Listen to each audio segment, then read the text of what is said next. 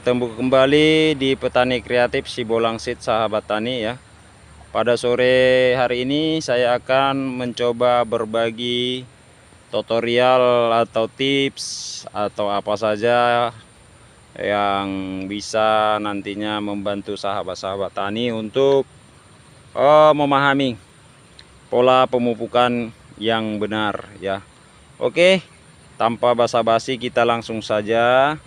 Saya akan jelaskan dengan bahasa-bahasa yang umum ya, dipakai oleh petani supaya petani bisa lebih paham, karena kita juga adalah petani ya, dan untuk mengenai bahasa-bahasa ilmiah juga kita banyak yang tidak mengerti ya. Oke, lanjut saja sahabat tani. Ini yang pertama saya ingin kasih penjelasan dulu ya. Yang namanya pupuk kimia ini sahabat tani, saya ambil ini sekitar 2 atau 3 gram pupuk Polska subsidi ya.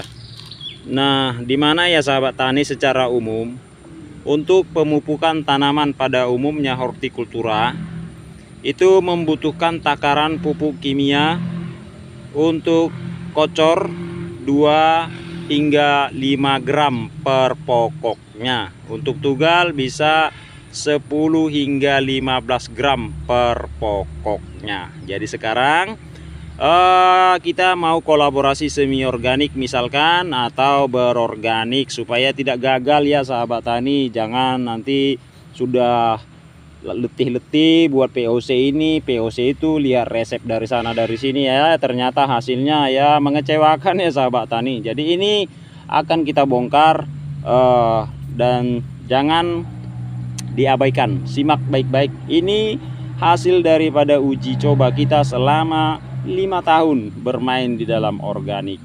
Oke sahabat tani, langkah pertama yang kita lakukan adalah kita ambil air biasa ya, untuk melarutkan pupuk kimia ini ya, dengan ukuran 200 mili ya, 200 mili ya. Oke, terus kita larutkan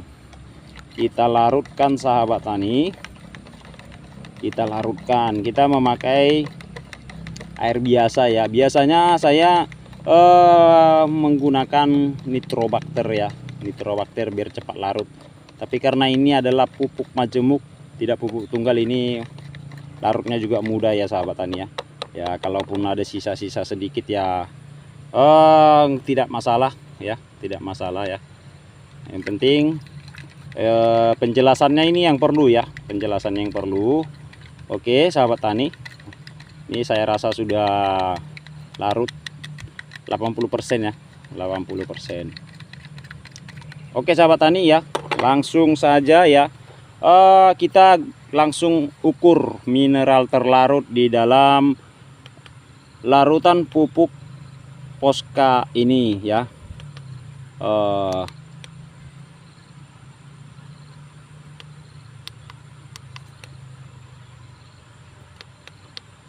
Oke sahabat tani, ini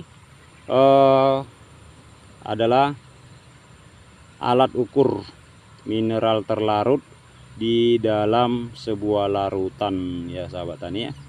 Kita ambil dulu di ppm ya, ini ppm ya. Oke, jangan pakai AC ya, kita pakai ppm lah. Kita langsung ukur saja berapa mineral terlarut dalam pupuk 2 gram atau 3 gram per 200 mili air yang biasa digunakan para sahabat tani untuk melakukan pengocoran pada tanaman dengan dosis yang saya sebutkan.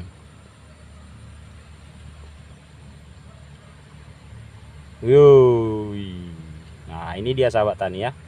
Ini kita buat saja gambaran ya, gambaran, karena ini saya jelaskan tadi belum larut 100%. Sudah mendapat di angka 8.369 ya. Bahkan bisa naik atau bisa saja nantinya di kisaran 9 ribuan ya sahabat tani ya, kalau memang larut. Dan mungkin pupuk-pupuk yang lain dengan pencairan seperti ini juga bisa saja berbeda ya sahabat tani. Oke, kita catat ya, kita catat ya, 8.000 ini sudah naik 8.523. Oke sahabat tani. Nah, inilah ppm daripada larutan pupuk yang selama ini kita kocor ya, dengan dosis 2 atau 3 gram. Ini hanya 2, 3 atau 3 gram ya sahabat tani ya.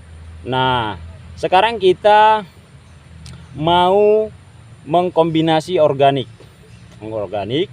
Kalau yang namanya pupuk majemuk itu sudah berupa ion ya, sudah berupa ion, dan organik juga sudah merupakan nutrisi ya, nutrisi yang berbentuk boleh dikatakan setara dengan ion, yang pastinya yang namanya pupuk organik itu asal sudah terfermentasi dengan baik itu sudah bisa diserap oleh tanaman.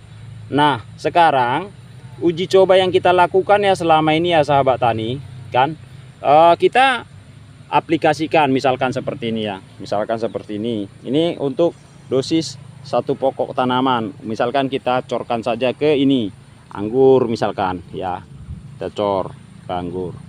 Oke, nah itu sisanya sahabat tani, berarti bisa di angka sampai 9.000 ppm ya. Ini masih ada sisanya yang belum larut. Oke, kita lanjut sahabat tani. Jadi bagaimana caranya untuk mendapatkan hasil maksimal dengan kolaborasi pupuk kimia. Nah, kalau saya buat larutan pupuk kimia itu ya sahabat tani, buat larutan induk seperti ini. Ini adalah larutan induk pupuk kimia yang sudah saya larutkan dengan nitro. Nah, ini misalkan kita mau melakukan pemupukan ya, ini kita mau buat 5 kilo satu ember ini, mau 3 kilo, mau 10 kilo, mau menggunakan drum untuk 1 sak pupuk nggak masalah. Yang penting dicairkan dulu ya, dicairkan dulu, bisa menggunakan nitrobakter atau bisa dilarutkan dengan air biasa ya, terserah ya. Nah, kemudian kita catat kalau bahannya 5 kilo ya, 5 kilo dengan air 20 liter, berapa ppm dari satu cangkir atau 200 ml larutan induk yang kita campurkan dengan air misalkan 10 liter. Atau enggak usah, biar lebih simpel ya sahabat tani, biar lebih jelas ya, kita masukkan saja kemari. Ini tadi air biasa, misalkan kita mau melakukan adonan pengocoran, langsung masukkan saja kemari, masukkan. Oke sahabat tani, masuk ya. Kemudian kita cek ppm nya. Ini hanya sekali melakukan saja ya, hanya sekali melakukan. Kita setelah uji punya kita masing-masing ya, larutan pupuk kimia yang kita cairkan atau POC hanya sekali saja. Nanti tinggal mencatat, sudah bisa aplikasi berikutnya sudah dapat takarannya ya sahabat tani. Nah ini, ini airnya kita agak-agak aja ya. Ini yang penting penjelasannya ya. Ini penjelasannya yang terpenting. Intinya supaya dapat nilai nutrisinya. Nah ini, itu dengan menggunakan 200 ml saja ppm-nya ini sudah 4.179 ya. 4.100 ya, ini naik turun ya, naik turun. Oke, katakan saja 4.000 ya, katakan 4.000. Nah, berapakah standar ppm yang dibutuhkan oleh tanaman di setiap fasenya ya?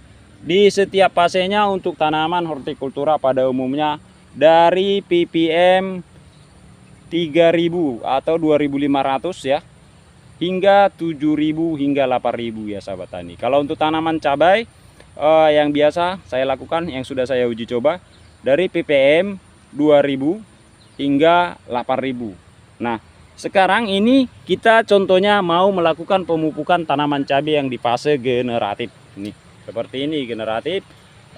Kemudian kita mau main di angka ppm 8.000 misalkan. Ini ppm yang dapat dia hasilnya tadi 4.000 ya. Nah, 4.000 ya sahabat tani. Nah, di sini saya memiliki asam amino ya, memiliki asam amino yang belum terfermentasi sempurna. Langsung saja saya langsung jadikan bahan uji coba ya sahabat tani. Lah ini langsung saja kita coba ya sahabat tani. Kita coba. Kita aduk dulu.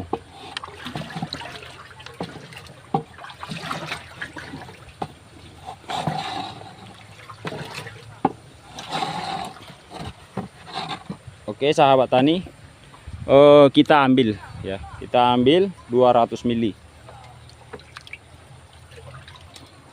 Oke, kita ambil 200 ml.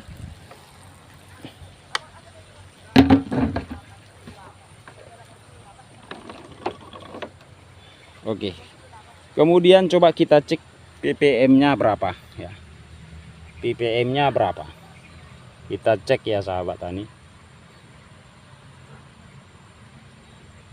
Nah ini ya sahabat tani, ppm dari asam amino saya berbahan keong emas ini 8.850. Jadi misalkan kita mau bermain di ppm 8.000, kita masukkan ini ya sahabat tani ke larutan pupuk kimia yang mau langsung kita aplikasi. Kita masukkan ya, terus kita aduk, diaduk, kemudian kita ukur ya, kita ukur ppm-nya berapa. Nah ternyata masih 4.574 ya sahabat tani. Jadi kita tambahkan larutan asam aminonya sampai ketemu angka 8.000.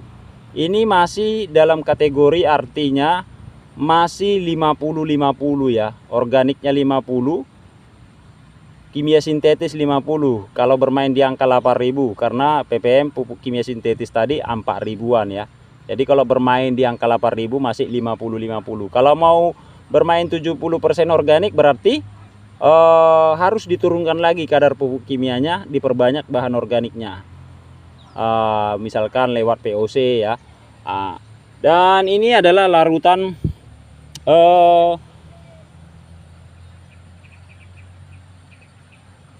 dekomposer ya, larutan dekomposer yang saya sebut dengan istilah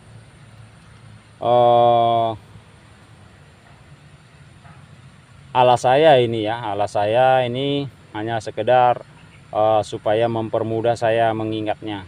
Ini adalah jenis POC 3 serangkai ya, asam amino, nitrobakter dengan PSB ya. Ini ppm 8.000-an ya sahabat tani. Nah misalkan ini kita masukkan, contohnya pasti ppm-nya nanti ini bakal naik ya.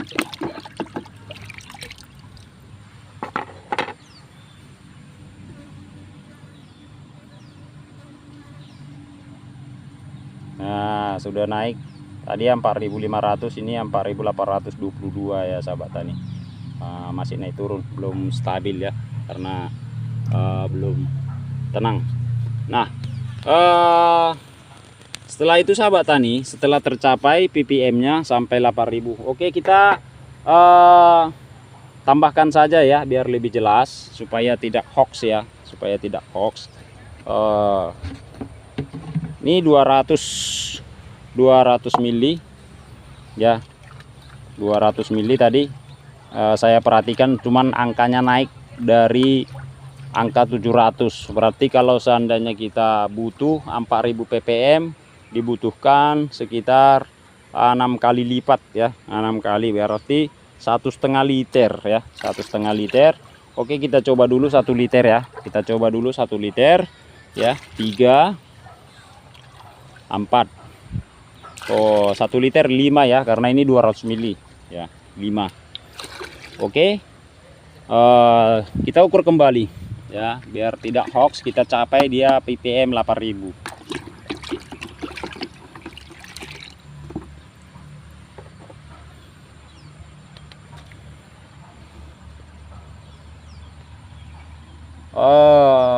Masih jauh ya sahabat tani, masih di angka 6.000 ya, masih di angka 6.000, berarti masih kurang ya, masih kurang. Kita tambahkan 1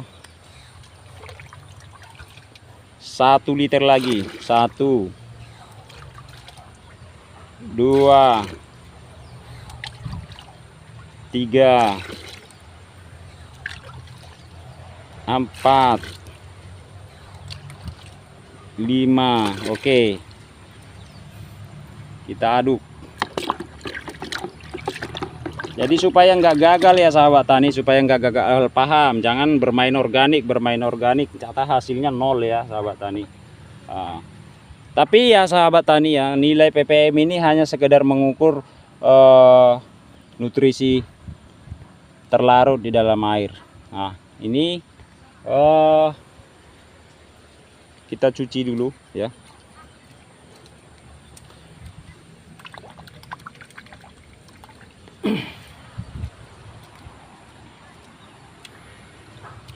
Oke, ini dari titik nol ya, dari titik nol kita cok ukur.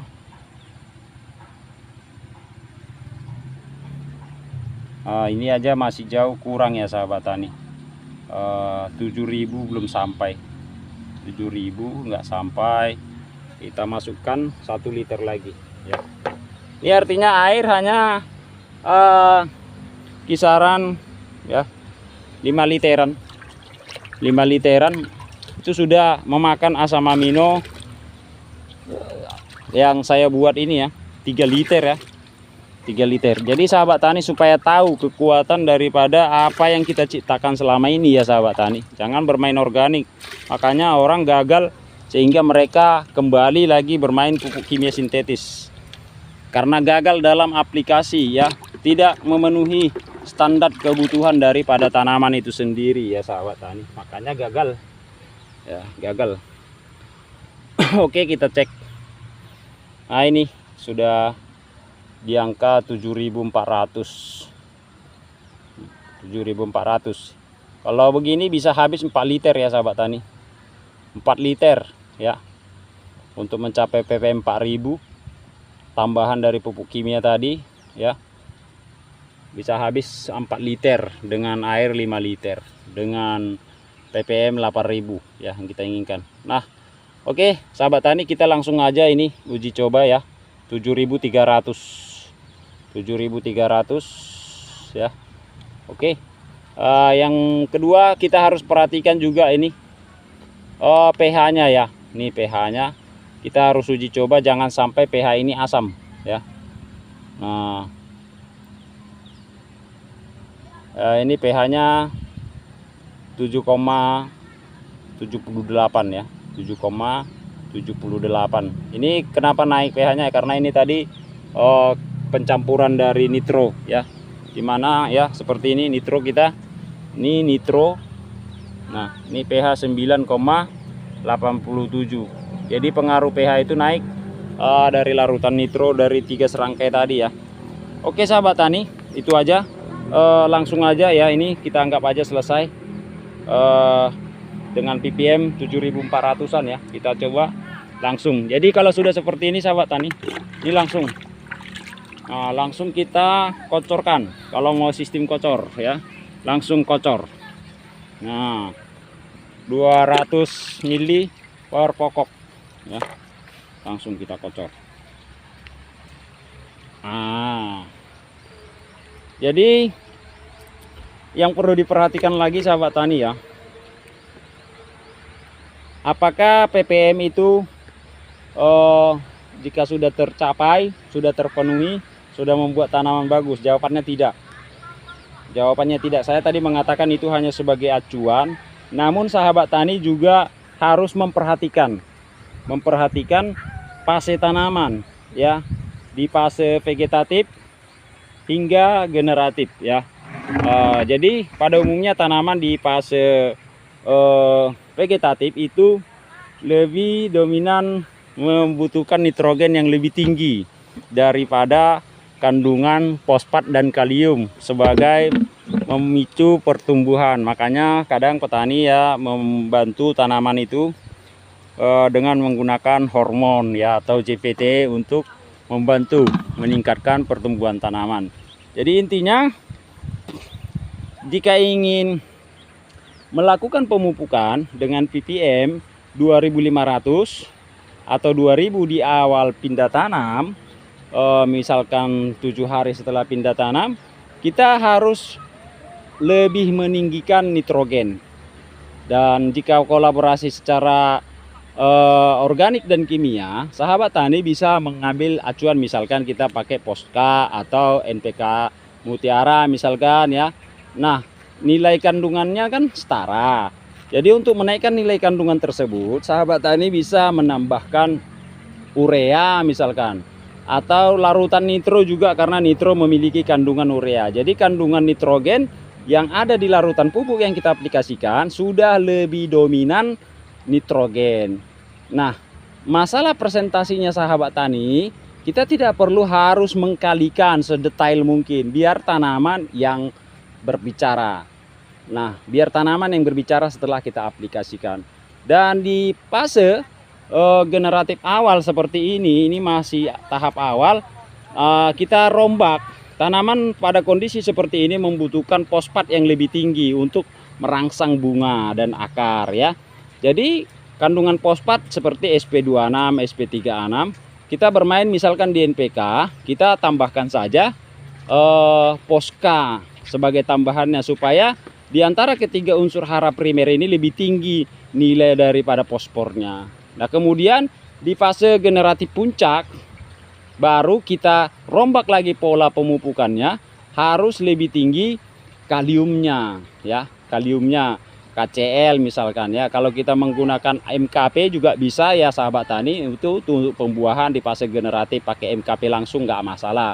Nah, kemudian kita imbangi dengan pengaplikasian kalsiumnya di rolling ya sahabat tani, di mana bahan yang bersifat alkalis itu kalau boleh tidak boleh digabung ya, jangan digabung karena akan mengurangi daya kinerja daripada kalsium tersebut. Jadi saya sarankan lebih bagus di rolling saja kalau untuk kalsium dengan pemupukan. Boleh lewat cor, boleh lewat spray. Tapi kalau menggunakan kapur pertanian untuk pencampuran daripada pupuk kimia atau pupuk kolaborasi organik dan kimia sintetis, atau bahkan pupuk organik, silakan bisa, dengan catatan larutan daripada dolomit itu difermentasi dulu, baru cairannya ditambahkan ke larutan pupuk yang harus kita aplikasi ya sahabat tani. Itu yang sudah biasa saya lakukan. Nah, kemudian sahabat tani ya, untuk masalah organiknya, makanya untuk fase vegetatif tadi saya sudah jelaskan, bisa bertambahkan nitro, atau bisa sahabat-sahabat tani tambahkan antara pupuk NPK dengan POC yang dominan nitrogen, misalkan POC Lamtoro, urin ya. Banyak sumber-sumber nitrogen, dan pada umumnya fermentasi daripada bahan-bahan organik yang dari daun-daun muda atau pucuk-pucukan itu dominannya di nitrogen. Nah, untuk fosfor sendiri ya sahabat tani, ini yang agak sulit untuk masalah organik ya sahabat tani, di fosfor, dimana fosfor ini adalah mineral yang banyak dihasilkan dari bebatuan. Jadi kalau untuk tanaman ya sahabat tani, lebih simpelnya bisa sahabat tani menggunakan ekoenzim saja ya, ekoenzim saja. Atau kalau memang ada ya, kalau memang ada yang lebih dominan, bisa diupayakan misalkan bonggol pisang ya, bonggol pisang serta batangnya bisa juga diproses menjadi POC atau kompos. Tapi ya menurut uji coba saya, untuk kelas petani ya skala luas itu sangat sulit sahabat tani, sangat sulit. Jadi saya sarankan ya disuplai saja dengan bahan-bahan kimia ya, disuplai bahan kimia, walaupun kita berbagi kolaborasi dengan organik. Misalnya kan asam aminonya masuk, ekoenzimnya masuk di masa pembuahan. Saya rasa nanti sahabat tani bisa langsung uji, otomatis kebutuhan daripada tanaman tersebut di unsur kalium dan fosfatnya sudah akan berkurang kalau kita melakukan sintetis. Itu aja sahabat tani, secara rincinya gunakan ekoenzim kolaborasi dengan asam amino, dan kemudian bebas mau ditambahkan MKP atau SP36 tidak masalah, di fase generatif puncak dengan KCl tidak masalah, atau kembali mengkolaborasi dengan MKP juga nggak masalah sahabat tani. Jadi intinya yang saya jelaskan adalah nilai ppm ini jangan sampai tidak memenuhi kebutuhan. Saya sudah ambil tadi testimoninya bahwa ppm daripada 2 gram hingga 3 gram pupuk kimia itu berapa. Jadi sementara ya sahabat tani, kalau POC yang kita ciptakan itu masih ppm daripada 8 ribuan ya, 8 ribuan ya sahabat tani ya. Misalkan ini saya ada sisa daripada POC kohe cair ya, tempo hari ya. Ini coba kita lihat ya sahabat tani, tapi ini yang sudah sisa, tidak murni, sudah bertambah airnya ini coba kita lihat ya. Nah ini sahabat tani,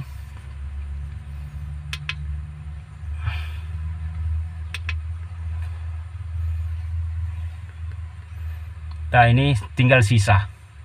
Ini andai kata saja ya sahabat tani, ini sisa-sisa air, ini hanya ppm 1500. Jadi kalau tingkat ppm dari POC yang kita buat hanya 3000 4000-an ya sahabat tani, dengan catatan asal pH-nya masih optimal, misalkan di angka 5,8 6, itu bisa langsung diaplikasikan ke tanaman, tidak perlu dicampur air. Bahkan masih minus ya sahabat tani, masih minus ya. Apalagi kalau kita tambahkan cairan. Kalau yang seperti itu, seperti ini ya sahabat tani, jangankan menggunakan takaran 200-200an 200 mili 400an, ini POC kohe cair yang sisa. Kalau ppm segini ya sahabat tani, ini ya ini dikasih satu batang ini aja tidak akan masalah sahabat tani. Itu bahkan masih minus ya, karena hujan yang muntah dia ya, tidak meresap. Nah jadi supaya tidak gagal, sangat disayangkan sahabat tani ya, kalau sudah berletih-letih tapi hasilnya tidak memuaskan ya sahabat tani. Oke sahabat tani, jika ada yang perlu dipertanyakan silahkan dilampirkan di kolom komentar. Semoga dengan penjelasan ini sahabat-sahabat tani tidak mengecewakan lagi ya, tidak kecewa dengan uji coba larutan POC yang diaplikasikan ke tanaman disesuai fasenya. Dan untuk kolaborasi pupuk kimia, semoga bisa menghemat dana perawatan dan menjaga tetap tingkat kesuburan tanah kita terjaga, ekosistem media tanahnya juga bisa terjaga ya sahabat tani. Oke, di lain kesempatan kita bertemu kembali dengan ulasan-ulasan yang lebih menarik dan bisa menambah wawasan sahabat-sahabat tani. Silakan dukung terus channel kita ini supaya saya tambah semangat lagi untuk berbaginya dan bagikan channel ini kepada sahabat-sahabat tani di seluruh Nusantara agar lebih bermanfaat lagi untuk sesama petani. Salam sehat, salam sukses, salam hormat dari saya. Selamat sore, sampai ketemu kembali di lain waktu.